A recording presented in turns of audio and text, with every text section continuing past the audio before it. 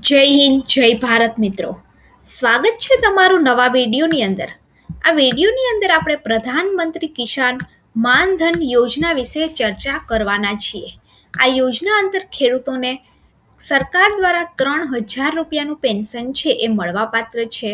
હવે આના માટે કયો ખેડૂત પાત્રતા ધરાવે છે, ખેડૂતને કઈ રીતે અરજી કરવાની, કયા કયા ડોક્યુમેન્ટ જોશે અને આની પ્રોસેસ શું છે, એની આપણા વિડીયોની અંદર સંપૂર્ણ ચર્ચા કરવાના છીએ. એ પહેલાં જો તમે ચેનલની અંદર નવા છો તો ચેનલને સબસ્ક્રાઈબ જરૂરથી કરી દેજો. તો જોઈએ આપણે પ્રધાનમંત્રી માનધન યોજના વિશે. હવે મિત્રો, કેન્દ્ર સરકારે નાના અને સીમાંત ખેડૂતોના વૃદ્ધાવસ્થાને સુરક્ષિત કરવા માટે પીએમ કિસાન માનધન યોજના શરૂ કરી છે. આ યોજનાનો ઉદ્દેશ્ય ખેડૂતોને 60 વર્ષથી ઉંમર પછી નિયમિત આવક મેળવવા અને આર્થિક રીતે આત્મનિર્ભર રહેવા માટે સક્ષમ બનાવવાનો છે. આ યોજના હેઠળ દરેક ખેડૂતને દર મહિને નાની રકમ જમા કરી અને 3,000 રૂપિયાનું માસિક પેન્શન છે એ મેળવી શકે છે. હવે આ પેન્શન છે એ કયા ખેડૂતને મળવા પાત્ર છે, આની અંદર શું કઈ ક્રાઇટેરિયા છે કે નહીં, અને ખેડૂતોને કયા કયા ડોક્યુમેન્ટ જોશે એ આપણે જોઈએ. હવે આની અંદર ખેડૂતોએ કેટલા રૂપિયા ભરવા પડશે, તો વાત એમ છે કે ખેડૂતોએ તેમની ઉંમર અનુસાર આ યોજનાની અંદર યોગદાન આપવું જરૂરી છે. જો મિત્રો કોઈ પણ ખેડૂત 18 વર્ષની ઉંમરે આ યોજનાની અંદર જોડાય તો તેમને દર મહિને 55 રૂપિયા જમા કરવાની જરૂર પડશે. ખેડૂતની ઉંમર 18 વર્ષ હોય તો તેમને દર મહિને 55 રૂપિયા બેંકની અંદર જમા કરવાના છે. ઉંમરને પ્રમાણે આ જે જમા કરવાની રકમ છે એ બદલાતી જાય છે. 40 વર્ષની ઉંમર સુધીની અંદર મિત્રો વાત કરીએ તો આ યોગદાન દર મહિને 200 રૂપિયા થઈ જાય છે. એટલે કે આનો એક ચાર્ટ છે કે 18 વર્ષ હોય તો 55 રૂપિયા, જો ઉંમર 40 વર્ષની થઈ ગઈ હોય તો 200 રૂપિયા. એવી રીતે 18 વર્ષથી લઈ અને 40 વર્ષની ઉંમર સુધી કેટલું કેટલું યોગદાન આપવાનું છે એનો પણ એક ચાર્ટ આપેલો છે. અને ત્યારબાદ ખેડૂતોને 60 વર્ષની જે ઉંમર છે ત્યારે પૈસા મળવાનું ચાલુ થાય છે. હવે કેન્દ્ર સરકાર ખેડૂત દ્વારા ફાળો આપવામાં આવેલી રકમ જેટલી જ રકમ આ ફાળાની અંદર આપશે. એટલે કે જો કોઈ ખેડૂત 55 રૂપિયા જમા કરશે તો સરકાર પણ એના ખાતાની અંદર દર મહિને 55 રૂપિયા જમા કરશે. જો કોઈ ખેડૂત 200 રૂપિયા જમા કરશે તો સરકાર દ્વારા 200 રૂપિયા જમા કરવામાં આવશે. આવી રીતે જે રકમ છે એ ખેડૂત યોગદાન આપે છે એના કરતાં આ ખેડૂતની જે ખાતાની રકમ છે એ ડબલ થઈ જાય છે. આવી રીતે કેન્દ્ર સરકાર ખેડૂત દ્વારા ફાળો આપવામાં આવે એટલી જ રકમ એમના ખાતાની અંદર આપે છે. આનો અર્થ એ છે કે ખેડૂત અને સરકાર સંયુક્ત રીતે ખેડૂત માટે પેન્શન ફંડ છે એ બનાવે છે.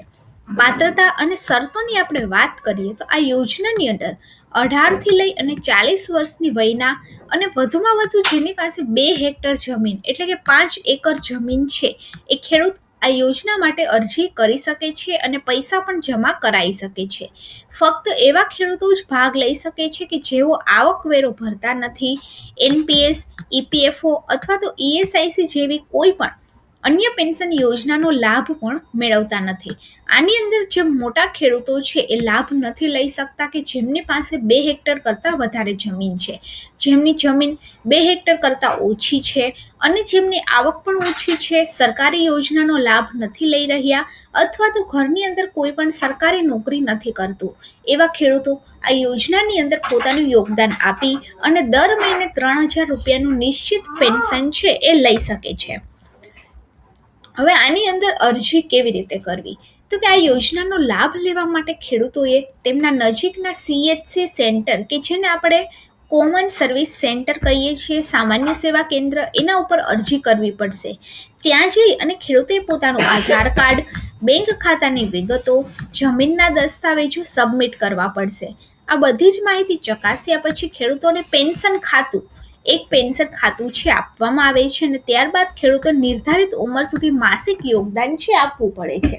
હવે પેન્શન ખાતું જે તમને મળે એની અંદર પણ પેન્શન ખાતાની અંદર પણ તમને એક નંબર છે એ આપેલા હોય છે. પેન્શન ખાતાની અંદર પણ નંબર છે આપેલા હોય છે.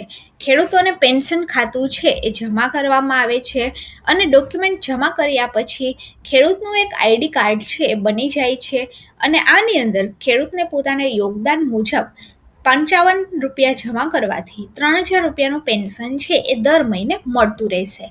હવે આ યોજનાના ફાયદાની આપણે વાત કરીએ તો આ યોજનાનો સૌથી મોટો ફાયદો એ છે કે 60 વર્ષની ઉંમર પછી ખેડૂતોને ₹3000 માસિક પેન્શન છે એ મળતું રહે છે. હવે જો પેન્શન ધારકનું મૃત્યુ થાય તો તેમની પત્નીને પેન્શનનો 50% અથવા તો ફેમિલી પેન્શન છે એ મળતું રહેશે. જો કોઈ ખેડૂત આ યોજનામાંથી અધવચ્ચે બહાર જવા નીકળે તો તે તેમની ડિપોઝિટ વ્યાજ વગર સાથે પાછી મેળવી શકે છે. એટલે કે આ યોજનાની અંદર માની લો કે તમારે અમુક સમયે બહાર નીકળવું છે તો તમે જેટલા પૈસા ભર્યા છે એ તમને વ્યાજ વગર પાછા મળી જાય છે. એટલે આ યોજનાની અંદર જોડાવાનો કોઈ ગેરફાયદો પણ નથી. તો આ હતી કિસાન માનધન યોજના વિશેની સંપૂર્ણ માહિતી. જો વિડીયો સારો લાગે તો વિડીયોને લાઈક કરી દેજો અને આપણી ચેનલ ગવર્મેન્ટ સાથીને સબસ્ક્રાઈબ જરૂરથી કરી દેજો.